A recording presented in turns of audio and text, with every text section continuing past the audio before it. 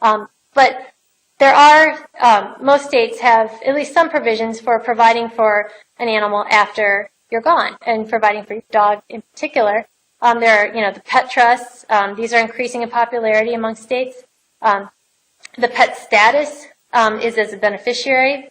You can find guidance under the Uniform Probate Code and Uniform Trust Code amendments, and also there are various types of pet trusts. I have included, at least in the materials and resources, an example of the Illinois Pet Trust, because it is pretty well written, and it does cover situations that could arise, and it allows for not only the naming of a caretaker, where the animal is the beneficiary, or many animals are the beneficiaries, but also an enforcer who can intercede, who can step into the courts and say, I don't think the caretaker is following the rules, or there may be some fraud involved, such as claiming that this is in fact the animal owned by the original guardian and no longer is the same animal.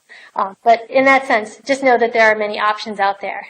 And I want to give a chance if there's any other questions, if anybody had, I'd be happy to answer them.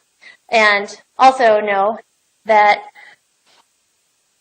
when we get a little closer, or sorry, if you have questions that aren't answered here, please feel free to send them in. I'd be happy to try my best to find the answers for them. But do know one thing, I didn't know if I had time to say or not, but the reason a lot of these pet trusts came about was because there have been situations where people have willed their animals or given their animals to someone after they've passed and to take care of them and given them a pretty healthy stipend every month to take care of that particular animal.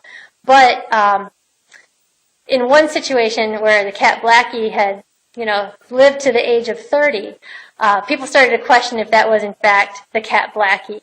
And in fact, it was not. So there can be issues of fraud. As much as we want to believe that people will take good care of our animals after we pass, it's really a good idea to have or for your clients as well, to have a pet trust set up so that you can be sure that they are cared for. There are some restrictions on it, and usually people will name a shelter as a beneficiary or some other organization or even another person as a beneficiary after the last of the animals named in the trust have passed.